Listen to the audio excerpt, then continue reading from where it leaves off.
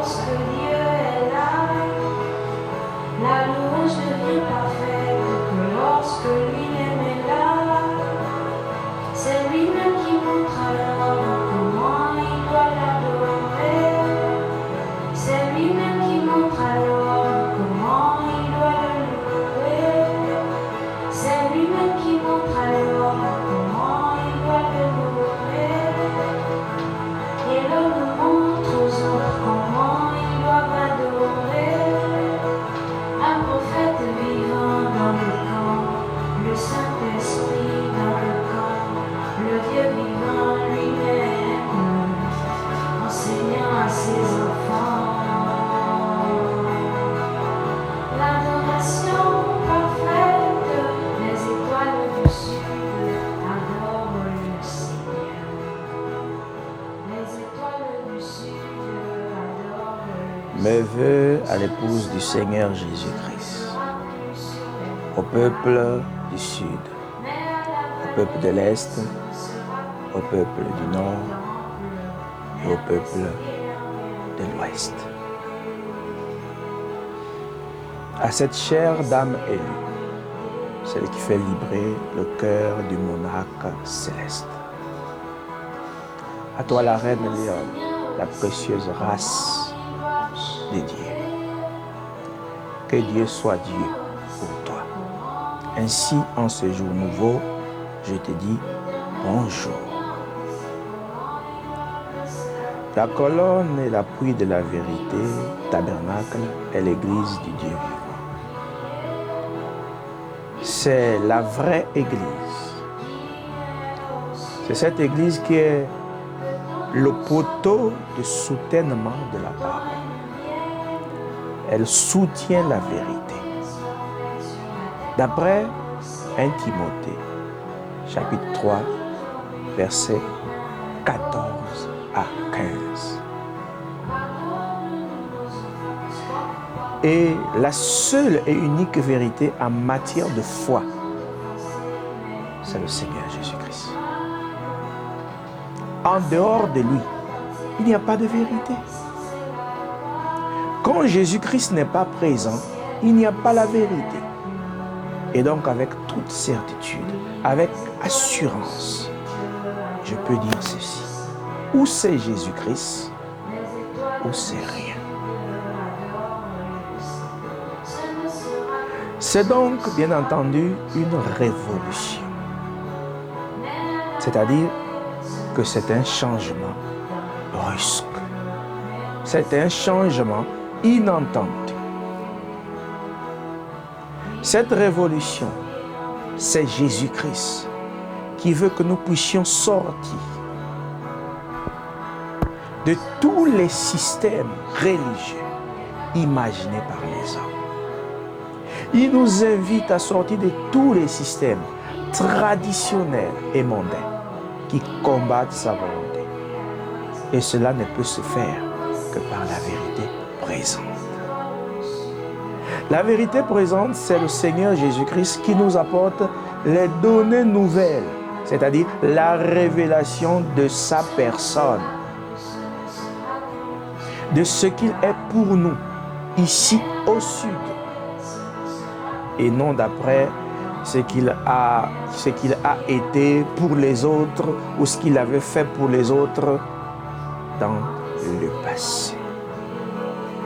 Il nous montre ici qu'il est le même éternel.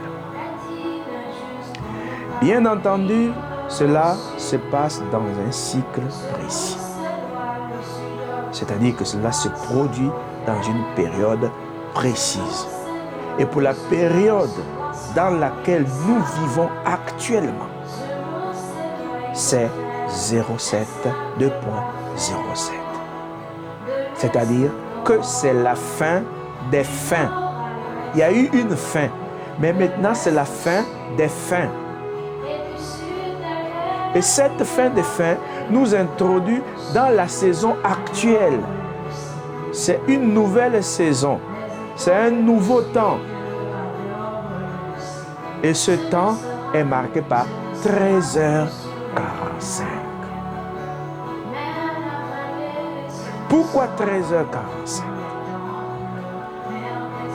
D'abord, le nombre 13 qui est composé du chiffre 1 et 3. Pour nous, Jésus-Christ est le numéro 1. Et 3 étant le chiffre de la perfection. C'est donc Jésus-Christ dans sa perfection. Bien entendu, le nombre 13. Et le nombre 45, c'est 4 et 5. 4 pour la délivrance, 5 pour la grâce. Mais ce 45, c'est un ministère. Mais c'est aussi un homme. C'est-à-dire que Jésus-Christ, dans sa perfection, a fait trouver grâce à un homme. Donc, cet homme, ayant trouvé grâce aux yeux de Dieu, porte ce ministère. 45 est une pointure mystique. C'est une pointure spirituelle. C'est un ministère. Dans un homme qui a été délivré par Dieu et qui a trouvé grâce. Ce ministère porte donc 2 onctions. C'est-à-dire que l'homme qui porte ce ministère a été doté par le Dieu vivant de 2 onctions. Commençons par l'onction du lion. Ou encore la face du lion. L'onction du lion. C'est l'onction royale de Dieu pour la défense de sa parole. Pour déchirer le péché sous toutes ses formes. Et pour défendre les élus de Dieu. C'est également pour leur protection. Et on peut représenter cette onction sur la main de l'homme par le doigt appelé le pouce. Le pouce, c'est ce doigt qui approuve et qui désapprouve tout ce qui va se faire et ce qui se fait en cette nouvelle saison. Tout ce qui doit se faire et tout ce qui se fait dans cette nouvelle saison. C'est l'apôtre donc qui approuve et qui désapprouve. Parce que c'est lui qui est chargé de la défense. C'est placé là-bas dans la Bible, dans le livre de Philippiens au chapitre 1 et au verset 16. La défense de la parole, l'apôtre. Prenons la deuxième onction, la face de l'aigle ou l'aigle. C'est l'onction royale de Dieu pour la clairvoyance, voir clair dans les affaires surnaturelles. C'est aussi la rapidité afin d'amener les élus de Dieu au-delà de tous les systèmes de répétition, des récits et de tous les systèmes religieux afin de les introduire directement dans la dimension surnaturelle où Christ règne et vit. Afin que cette reine lion ait le savoir divin, le savoir parfait. Donc comprenez tout de suite que c'est un ministère hors catégorie, puisqu'il a 2 onctions. Sur la main de l'homme, ce ministère est représenté par le doigt qu'on appelle l'index. C'est avec ce doigt qu'il indexe Lucifer, qu'il indexe tous les mauvais systèmes, qu'il indexe tout ce qui se fait de manière à freiner l'élan de la parole. C'est le psaume 45, versets 7 à 8. Ô Dieu, ton Dieu t'a oint d'une huile de joie au-dessus de tes collègues.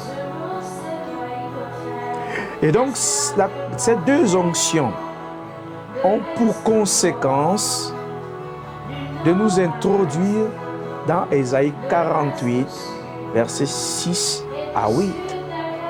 C'est-à-dire que par Ésaïe 48, 6 à 8, Dieu nous annonce des choses nouvelles, des choses qu'il n'avait jamais dites auparavant. Ce sont des données nouvelles, des choses qui sont uniquement pour notre saison et non des choses qui sont pour une saison déjà révolue. Associant à cette écriture Exode 40, verset 34, cette écriture nous montre que pour cette saison, Dieu met l'homme de côté. Il s'incarne dans l'homme et il se révèle à l'homme. Il met l'homme hors du service. L'homme est seulement un instrument. Associé également à ces deux écritures, le livre des Hébreux, chapitre 13, au verset 8. Donc Jésus-Christ, qui doit être et qui, dans toute la saison, sera sur la scène en tout point. Et comme vous voyez, cela se fait dans la forêt des abeilles. Mais pourquoi la forêt? Pourquoi la forêt?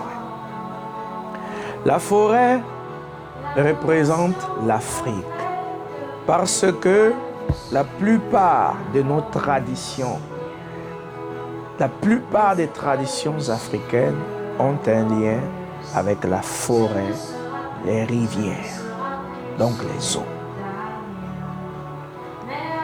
Et comme autrefois, il alla prendre Abraham, qui était un idolâtre, un adorateur des racines et de tout ce qui était mauvais pour sa vie. Il l'a délivré, il l'a fait sortir de sa contrée pour la mener dans un pays où Dieu avait résolu qu'Abraham puisse y habiter. Et il fait de même pour nous. Non pas pour nous amener dans un pays naturel, mais pour nous introduire dans le royaume mystique de son Fils Jésus-Christ. J'ai parlé des abeilles. Les abeilles ne sont que la représentation des fils et filles de Dieu. Les abeilles, comme vous savez aussi, sont dans la forêt. Et la forêt, c'est l'Afrique. Ces abeilles vont se nourrir. Elles se nourrissent de quoi? De ce miel. Elles défendent le miel. C'est leur vie, c'est leur propriété. Vous savez, les abeilles ne sont pas méchantes. Elles n'attaquent pas les gens. Elles ne font que défendre ce qui est à elles. Et le miel pour nous, c'est la parole. Le miel pour nous, c'est le Seigneur Jésus-Christ. Et nous, en tant qu'abeilles, nous, en tant que fils et filles de Dieu, parce que comme je l'ai dit, les abeilles sont une représentation. Nous ne faisons que défendre la parole. Nous ne faisons que défendre le Christ. Nous ne défendons rien d'autre. Nous ne défendons personne d'autre si ce n'est Jésus-Christ. C'est notre royaume. Il n'y a pas de méchanceté. Seulement, nous défendons la parole. Et donc, quand il vient ici, au sud, il vient pour la reine Lionne, qui est dans cette forêt. Mais qui est la reine Lionne?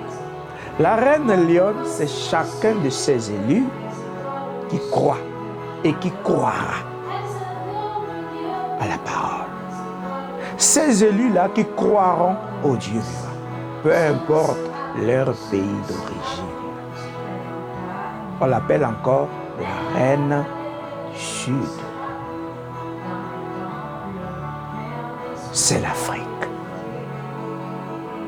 Bien entendu, l'Afrique est le point culminant de sa visite.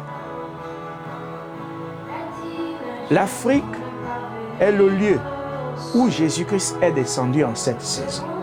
Mais cela ne veut pas dire que les trois autres points cardinaux ne sont pas concernés par cette visite ici en Afrique.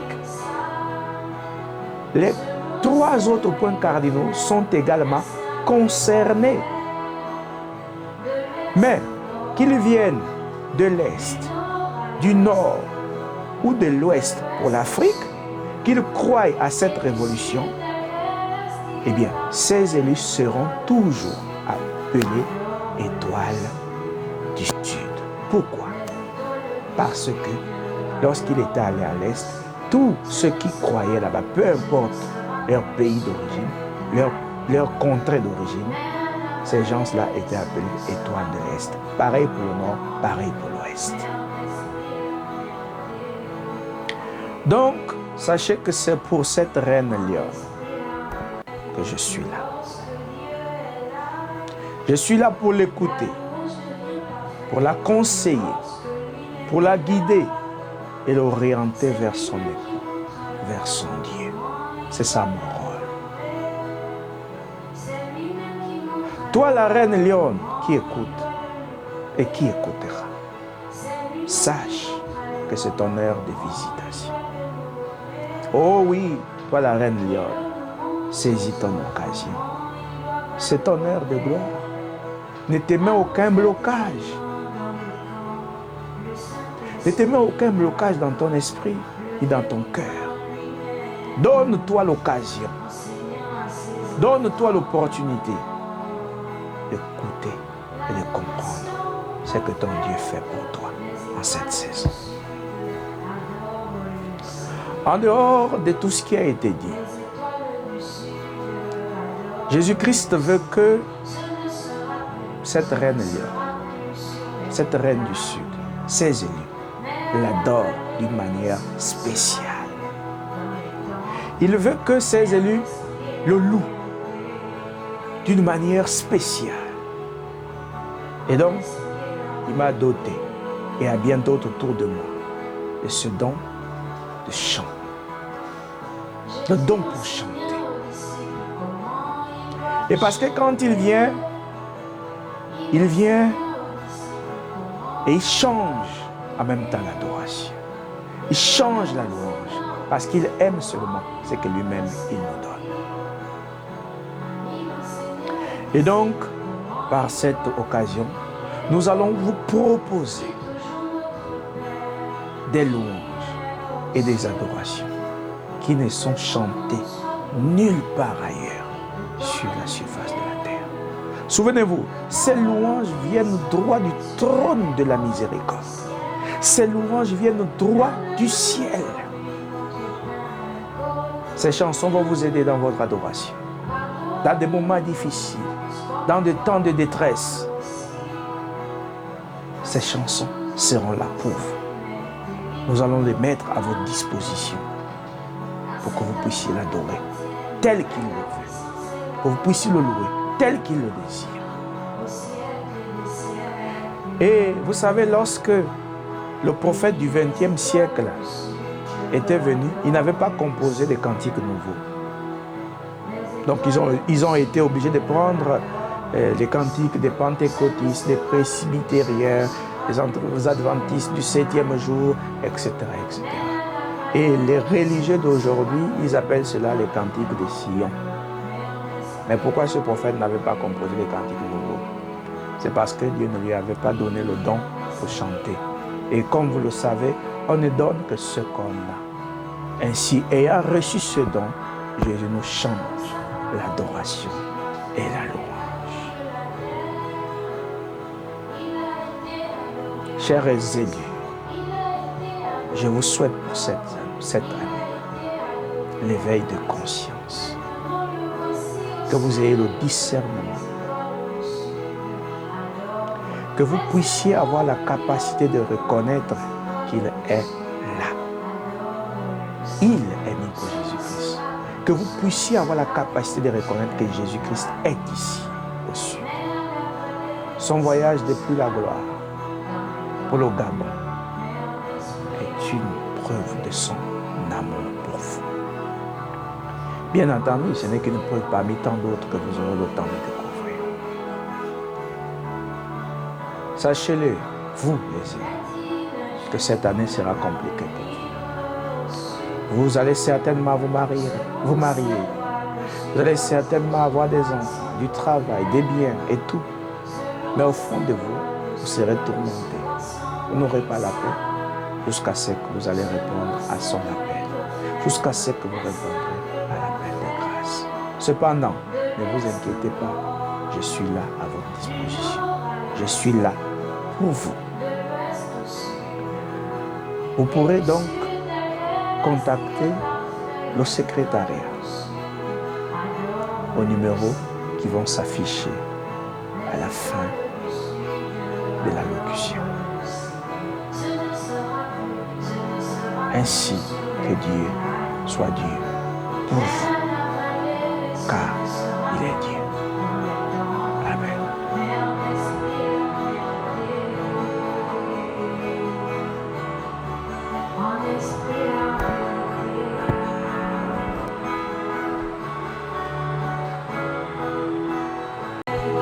Lorsque Dieu est là, la louange devient parfaite. Que lorsque